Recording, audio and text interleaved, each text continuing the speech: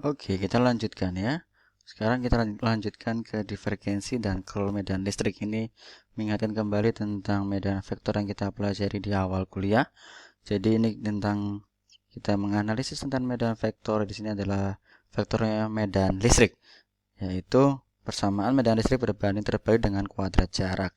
Jadi kalau kita gambarkan atau kita lihat gambar garis-garis medan listrik, kita tahu bahwa medan listrik semakin rapat di pusat, sehingga kita tahu bahwa semakin dekat dengan sumber, medan listriknya menjadi lebih kuat.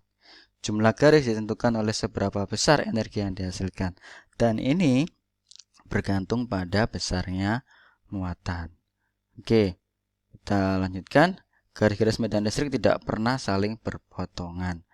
Pada model flux medan listrik, menembus sebuah permukaan S, ingat, permukaan S, luas permukaan itu adalah sebuah vektor, maka kita bisa gunakan perkalian dot dalam hal ini untuk memproyeksikan satu vektor dengan vektor lainnya.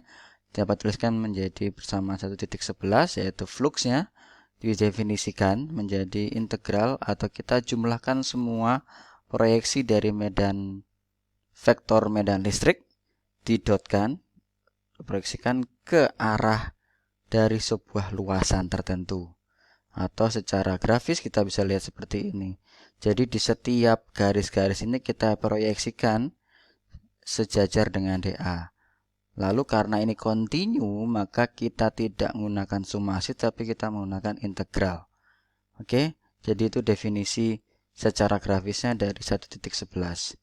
Maka kalau kita gunakan misalkan kasusnya di muatan berbentuk bola ataupun benda berbentuk bola, maka kita perlu lihat di buku-buku FISMAT-nya, Fisika Matematika ataupun buku matematikanya, coba lihat lagi tentang definisi dari DA, yaitu elemen pada bola, tapi tepatnya elemen luas pada bola. Yaitu kalau kita punya bola, kita punya kulitnya bola kan, nah itu kita gunting-gunting kecil-kecil di kulitnya bola itu, yaitu DA. Dan kalau kita nyatakan DA dalam koordinat R, theta, dan V menjadi seperti ini.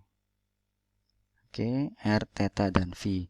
Sedangkan yang di depan ini adalah representasi dari medan vektor untuk medan listrik.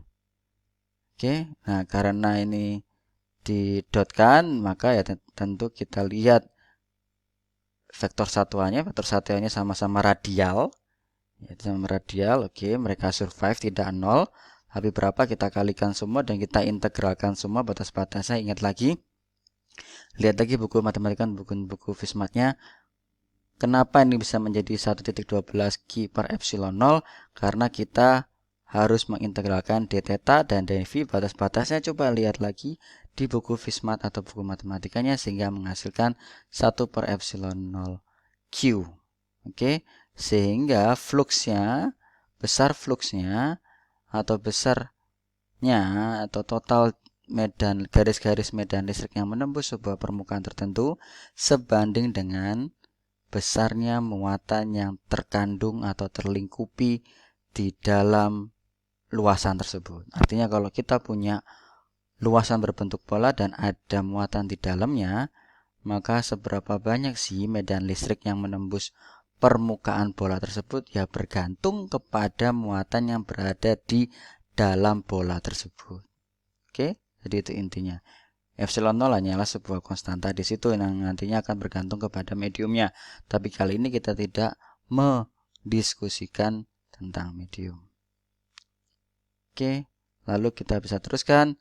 Bila kita punya lebih dari satu muatan, ya kita jumlahkan muatannya sigma tersebut di sini.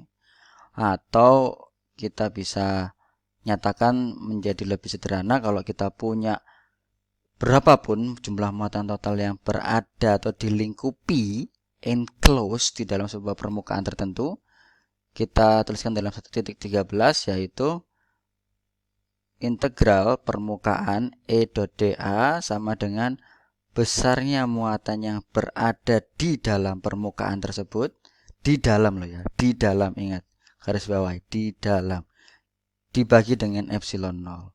Nah, permukaan apa sih yang tadi kita diskusikan dari awal? Itulah yang kita sebut dengan permukaan Gauss. Oke, permukaan Gauss. Jadi muatan yang berada di dalam permukaan Gauss. Nah, itu bentuk integralnya, lalu dalam bentuk diferensialnya bisa kita tuliskan sebagai berikut. Yaitu, apa ini namanya? Divergensi. Ingat, divergensi medan listrik.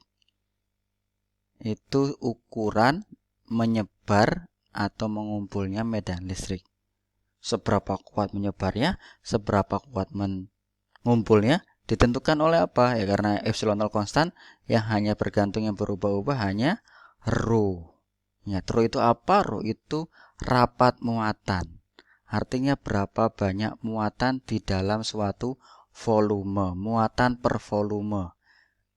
Sekali lagi ini membuktikan bahwa seberapa kuat medan listriknya itu menyebar atau mengumpul, ya bergantung kepada muatan tersebut atau bergantung kepada besarnya atau nilai rapat muatan per satuan volume.